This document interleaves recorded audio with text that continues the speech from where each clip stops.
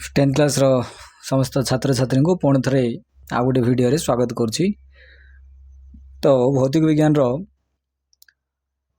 आ गोटे प्रश्न इम्पोर्टाट प्रश्न जहाँकि अम्ल क्षार को लवण पाठर प्रश्न देछि आम मानकर पीएच कौन, पीएच स्केल कौन, प्रथम देछि पीएच कौन, तापर देछि पीएच स्केल कौन। तो आ गोटे क्वेश्चन ये मर्ज करछि एथिरु अम्ल और क्षार किपरि जना जाए, यहाँ हूँ आम मानकर प्रश्न। ये प्रश्नर उत्तर जदि आम लिखा तेज आमको 4 मार्क्स मिलता है, 4 मार्क आम पाइबा यू। आईटा वेरी वेरी इंपोर्टाट, आपको आम बिल्कुल भी स्किप न करी कौन करवा आरंभ शेष पर्यंत देखा। जदि किसी डाउट रहिबो निश्चित भाव में आम कमेंट सेक्शन रे कमेंट करवा, कौ पॉइंट रे बा कौ जगह आम मानू डाउट रहा से डाउटा को जब आम कमेंट सेक्शन रे कमेंट कले निश्चित भाव में से डाउटा को आम क्लीयर करवा। तो डेरी नक सीधा आम प्रश्नर उत्तर को जीवा बुझा चेष्टा करवा। प्रथम देछि पीएच कौन, उत्तर में लिखी पीएच रो पूर्ण रूप होची पोटेंशियल ऑफ हाइड्रोजन। तो एटा होची P4 पोटेंशियल एवं एटा होची H4 हाइड्रोजन। तो पोटेंशियल ऑफ हाइड्रोजन बा ना पावर ऑफ हाइड्रोजन आको किए किए कहती पावर ऑफ हाइड्रोजन, आको किए किए कहती पावर ऑफ हाइड्रोजन। तो यही शब्द रु आमे जानी पाउछे जे हाइड्रोजन रो पावर केते बा आर दक्षता केते, हाइड्रोजन रो दक्षता केते। प्रकृत रे हाइड्रोजन आयन ये जो हाइड्रोजन आयन रो दक्षता केते, तो कौ जगह हाइड्रोजन आयन रो दक्षता से विषय में आलोचना करवा। तापर मु आ गोटे पॉइंट देछि पीएच रो पी जर्मन शब्द पोटेंज रु आछि। तो ये जो पोटेंज कौ शब्द जर्मन शब्द। तो ये जो P4 पोटेंस एटा कौन जर्मन शब्द, यार अर्थ कौन बेले बेले प्रश्न आस्था होछि पोटेंज रो अर्थ कौन। पोटेंज रो अर्थ होछि दक्षता बा को आमे पावर बोली करी कहबा, दक्षता बा पावर बोली कहबा। तापरे पीएच होछि एक संख्या, पीएच कौन एटा होछि गोटे संख्या जहा कौनसी द्रवणर अम्लीय किंबा क्षारीय प्रकृति को सूचाए। या पूर्व मु कहिथिली ना potential of hydrogen, potential of कहार ना हाइड्रोजन, पोटेंशियल ऑफ हाइड्रोजन कहार दक्षता हाइड्रोजन आयनर दक्षता। कौ जगार हाइड्रोजन रो दक्षता, सबु जगार तो हाइड्रोजन जदि थाए तेज सबु जगार हाइड्रोजन रो दक्षता पाई बोली कि आमे पीएच व्यवहार करवा कि नाही। द्रवणर पीएच मापिवा पाई बोली कि आमे कोन करवा ना पीएच को व्यवहार करवा। एवं ए पीएच व्यवहार करवा द्वारा कोन जणा पड़िबो ना सेही द्रवणटी अम्लीय किंबा क्षारीय सेटा जणा पड़िबो। मनरे गोटे प्रश्न आसुथबो ना ये अम्ल किंबा क्षार या तो आम पाटे नहीं चाखी देखिले आम जापर, किंतु अनेक गुड़े जो द्रवण गुड़ाक अच्छी से गुड़ाक आम पाटी को नहीं पारिबा नाही। एमती केतोटी द्रवण अच्छी से द्रवण को आम पाटी को नेले जदि क्षारीय लगे तेबे सेटा आमर क्षारीय बोली आम जापर, जदि खटा लगे खटा लगे तेबे आम अम्लीय बोली जापर। किंतु बहुत गुड़े एमती द्रवण सब अच्छी केमिकल गुड़ाक लगी थाए, एसिड गुड़ाक थाए, से गुड़ाक आम जापर नाई जो गुड़ाक कौन ना आम शरीर को क्षति पहुँचाई थाए। से आम कौन करवा पीएच स्केल को व्यवहार करी से द्रवणटा अम्ल किंबा क्षार सेटा आम जापर। यही द्रवण रे थिबा हाइड्रोजन आयनर गाढ़ता को सूचित करे।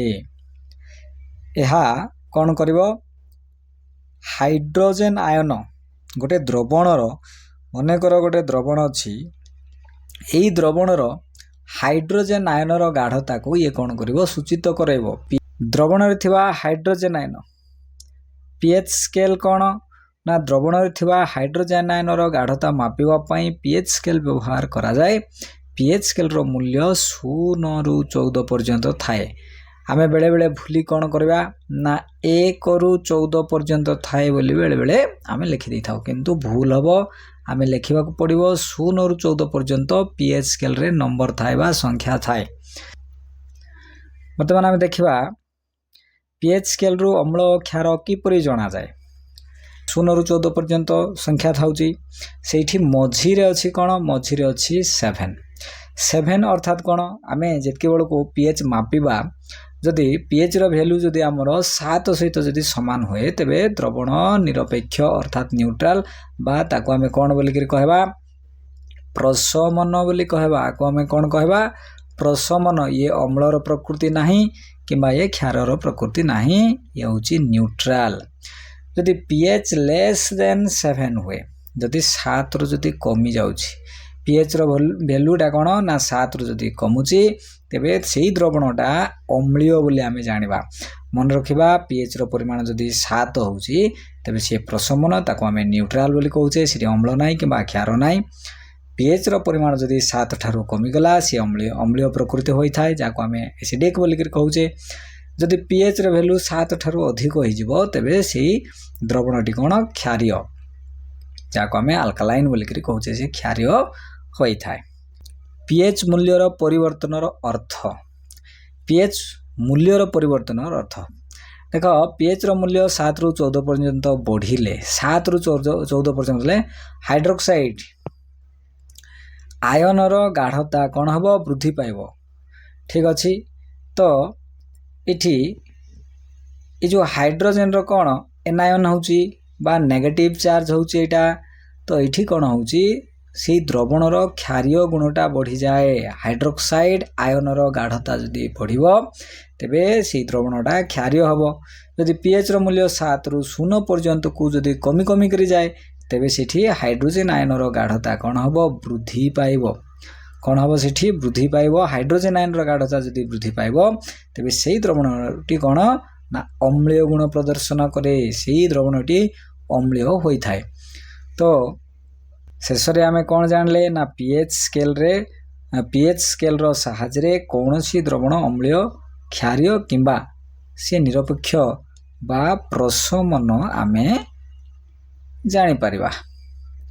तो एटा थिला मानकर pH एवं आउ केतोटी जिंस इठी मन रखिबा को पड़िबो। ऑब्जेक्टिव टाइप प्रश्न हमको मन रखिबा को पड़िबो। आमानकर जो पार्टी रो pH जदि 5.5 रु जदि कोन हला ना लेस हला। ठीक अछि pH 5.5 रु कोन हबो ना लेस देन 5.5 हे जिवो बा 5.5 रु जदि कमी जिवो तेमे हमर दांत क्षय हवा आरंभ हबो। दांत क्षय होय थाए। तो ये जो दांत केते बेले क्षय हबो ना हमर pH हम जदि खाइबा ठीक से जदि हमें पाटी धोइबा नाही से जो खाद्यर कणिका गुडा को हमर दांत मांडे सब रही थाए एवं से जगह रे विभिन्न प्रकार अणुजीव गुडा को ताकु जमा करी से जगह रे कोन करबे ना खाद्यर सरलीकृत हला परे pH रो परिमाणटा कोन हबो ना कमी जिवो अर्थात हाइड्रोजन आयन रो गाढ़ताटा बढ़ी जिवो जहा फल रे हमर दांतटा क्षय हबो। दांतर बहिरावरण कैल्शियम फॉस्फेट रे गठित। कैल्शियम फॉस्फेट रे इटा हमर कोन ना गठित मन रख हमर दांतर बहिरावरण केउथिरे गठित कैल्शियम फॉस्फेट रे गठित एवं हम शरीर सबुठारु शक्त पदार्थ होची कैल्शियम फॉस्फेट जाकू नष्ट कर दउची के ना 5.5 रु जदि pH रो परिमाण 5.5 रु जदि कमी गला हाइड्रोजन आयन रो गाढ़ताटा सेठी बढ़ी जिवो pH रो परिमाण जेतु 7 रु कमुची एवं वर्षा जल रो pH 5.6 रु जदि कम हैला pH लेस देन जदि 5.6 रु कम हेले ताको हमें अम्ल वृष्टि बोली करी कहबा। ताको हमें कोन कहबा अम्ल वर्षा बा अम्ल वृष्टि बा एसिड रेन बोली करी कहउछु। आम शरीर टिके क्षारीय प्रकृति देखाए। एटा थिला pH कोन pH स्केल कोन एवं आमे केमिति जानिबा ना pH रो वैल्यू कमिले बा बढ़िले अम्ल कोडा क्षार कोडा ए सब विषय आमे जानले। या भीतर अनेक गुडे ऑब्जेक्टिव टाइप प्रश्न अछि से ऑब्जेक्टिव टाइप प्रश्न गुडा को नै मो गोटे नेक्स्ट वीडियो तैयारी करबी। आशा करछि निश्चित भाव रे वीडियोटी भल लागिथिबो। जदि वीडियोटी भल लागिथिबो तबे लाइक गोटे कर दियंतु एवं हम चैनल को सब्सक्राइब कले एही परी भलो भलो वीडियो ने आसीबी जहा फल रे एनुअल एग्जाम रे भलो रिजल्ट करिया पे सहायक हबो। वीडियोटी शेष पर्यंत देखिथिबारु धन्यवाद।